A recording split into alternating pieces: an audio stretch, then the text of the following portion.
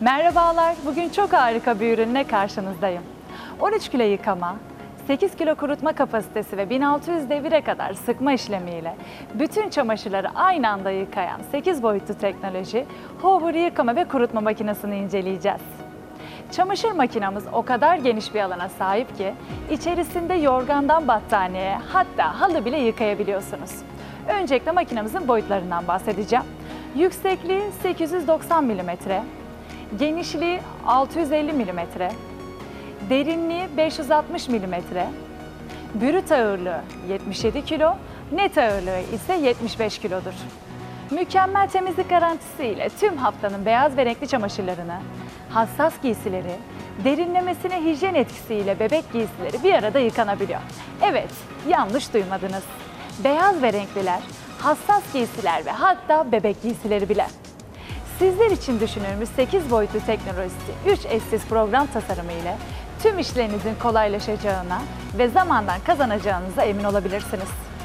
Beyaz ve renkli çamaşırlarda makinede bulunan özel hazneye önceden yüklenen su ve deterjan her yıkamada makine tarafından ayarlanan ideal miktarda karıştırılarak 8 ayrı noktadan çamaşırların üzerine püskürtüyor. Hassas giysilerde özel tambur hareketleri sayesinde hassas giysiler hiç olmadıkları kadar temiz olurken ilk günkü gibi yeni kalıyor. 8 Pulse teknolojisi su ve deterjan giysilerine derinlemesine nüfuz etmesini sağlıyor. Makinenin inverter motoru tamburun hareketlerini giysilerin dokusuna ve çeşidine göre programlıyor. Tamburun beşik hareketleriyle yıkanan hassas çamaşırlar zarar görmeden tertemiz oluyor.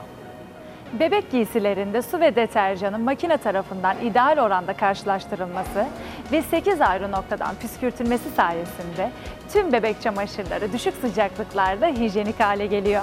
Evet, sizin de gördüğünüz gibi üçü bir arada yıkanırken bile 8 Pulse teknolojisi sayesinde yüksek düzeyde hijyen içeriyor.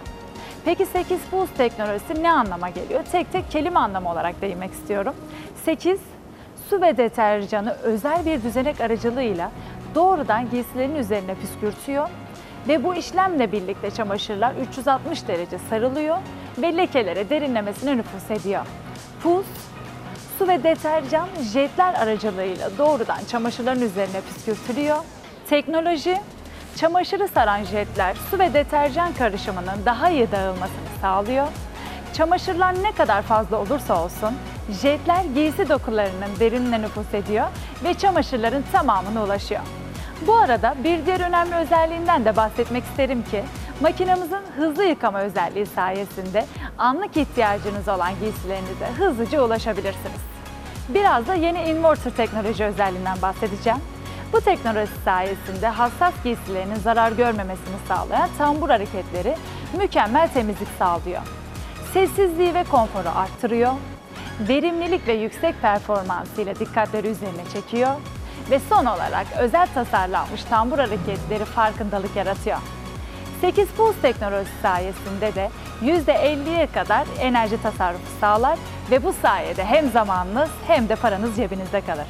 Sizin de gördüğünüz gibi tüm işlerinizi kolaylaştırmak için giysilerinize uygun tuşlar dizayn edilmiş.